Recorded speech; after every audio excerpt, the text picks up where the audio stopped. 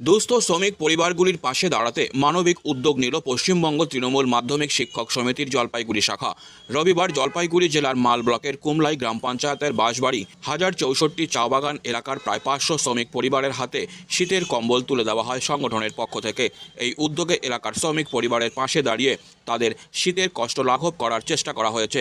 সংগঠনের সদস্যরা নিজেরা উপস্থিত থেকে পরিবারের হাতে কম্বল তুলে দেন। সংগঠনের জেলা সভাপতি অঞ্জন দাস বলেন, শীতের দিনে এই শ্রমিক পরিবারগুলির পাশে দাঁড়াতে পেরে আমরা গর্বিত।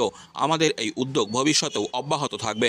স্থানীয়দের মতে এই উদ্যোগ তাদের প্রতি সংবেদনশীলতার উদাহরণ। তারা সংগঠনের এই মানবিক প্রচেষ্টার ভূয়সী প্রশংসা করেছেন।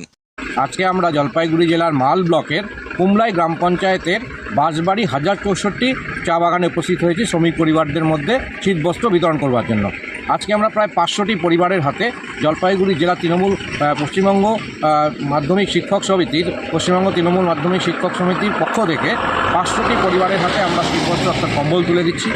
তা আমাদের স্থানীয় এলাকার যারা নেতৃবৃন্দ রয়েছে তারা তো সবসময় সেই চা বাগানের শ্রমিকদের পাশে থাকে, তবুও আমরা শিক্ষক সমাজের পক্ষ থেকে আজকে আমরা সেই চা বাগানের নিডি পরিবারগুলোর কাছে উপস্থিত হয়েছি 500 কম্বল নিয়ে।